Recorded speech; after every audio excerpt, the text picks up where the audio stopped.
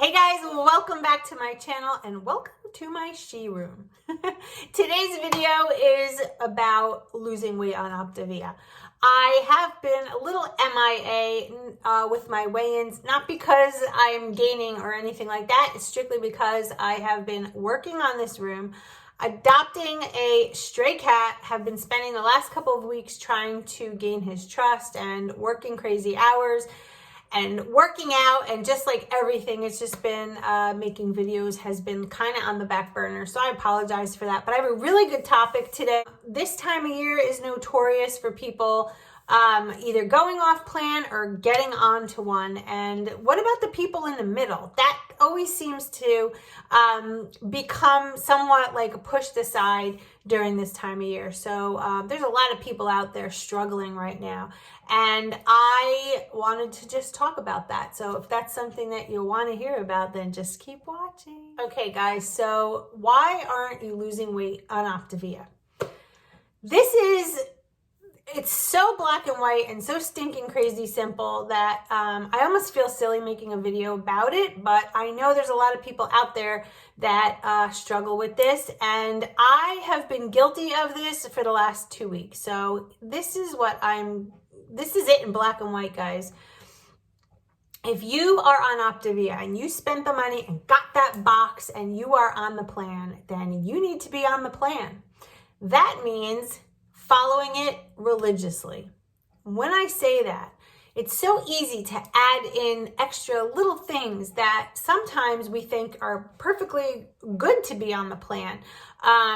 For instance, one of my biggest offenders in the last 2 weeks has been cheese. Now, cheese does not have a lot of carbohydrates, so you think to yourself, if I have a slice of cheese, a cheese stick, something like that, no big deal. And it really isn't. The problem is when we overdo that. If you count the calories in cheese, it's very calorie dense. One slice of cheese could be 80 to 120 calories. If you have 3 of them, guys, that's over 300 calories right there.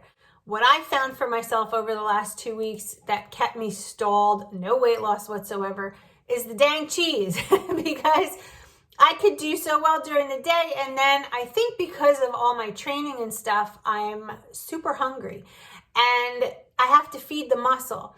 So the past 2 weeks have just been lunatic. I don't know. I mean, it was PMS time. My period is all over the place. So I don't know when it's coming, but I can kind of tell when I'm hungry.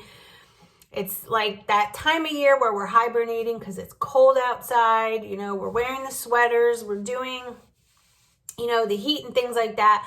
But the eating has to be so dead on. And what I found for myself was that I would come home from work, I would train, whatever, and then I was sick, by the way. That wasn't any fun. It's just been like crazy. But I would pop a cheese stick in my mouth. And then later on at night, I might have another cheese stick, or I would cut a piece of cheese off the block. And I, in my head, know that that's like, you either have to buy the low-fat cheese and use it as part of your lean, but I wasn't doing that. Like I said, I was hungry. Got to feed these muscles. In order to lose weight on Optavia, you got to follow the plan. If you do decide to indulge in a little bit of cheese, you need to count that towards your lean. If you're not sure how to do that, call your coach. Call Optavia. They have 1-888-OPTAVIA. You can call and speak to a dietitian and ask them, hey, I have this cheese in my hand that I'm about to stuff in my mouth. How does it count towards this program? And they'll let you know. Because when we add little things in, those little things really add up. Now, keep in mind, Optavia is a calorie deficit, restrictive, whatever word you want to use. It's a calorie reduced diet, meaning we lose weight because our calories are lower than we're normally having. Sometimes that makes people extra hungry, especially if you're exercising, training, running, if you're on your feet all day, whatever. But you have to stay true to this plan if you want to succeed. So for the last 2-3 days, I haven't had any cheese, and lo and behold, that scale is plummeting already. What a difference that makes. Also, a lot of you contact me and they're like, I don't understand. It's not working. I'm following it to the T.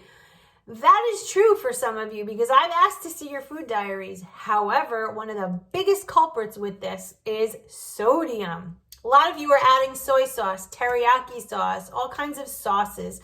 And even though they're on plan, like I know that there's, I think it's called, oh gosh, don't quote me now, something, not Baby Ray, but something else. Sugar Ray? I don't know. Sugar-free barbecue sauce. It's perfect on plan. I think you can have like 2 or 3 tablespoons, but the sodium in it, guys, is off the hook. Another thing that's high in sodium is shrimp, believe it or not. Shrimp lives in the ocean, and ocean water is salt water. So that shrimp absorbs all that salt water, and when you eat it, lo and behold, you're gonna get some sodium in there. So if you are sensitive to sodium like I am, you need to be careful with that. So in conjunction to cheese having high sodium, and some sauces, which are totally fine, but what I'm saying is it will affect the number on the scale.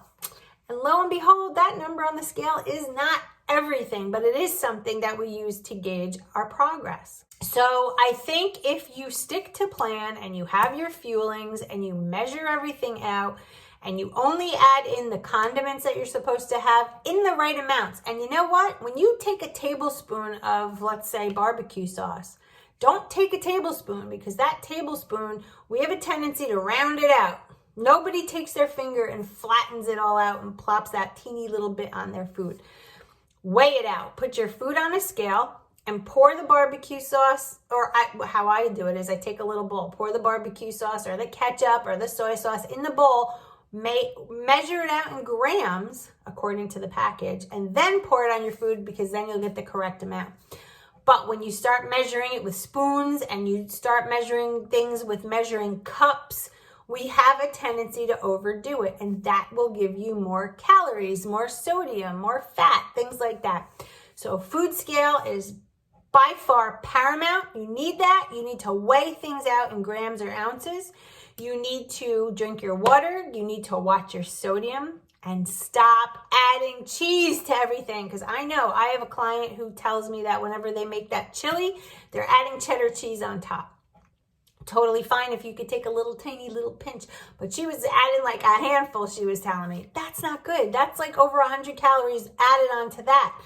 So keep those things in mind, guys. If you have any other tips and tricks that you can come up with as to why somebody might be stalling out, I'd love to know what you've come up with. Leave them in a comment below, and I'll see you in my next video. Have a great day and stay focused, guys, because you can do this. I know you can.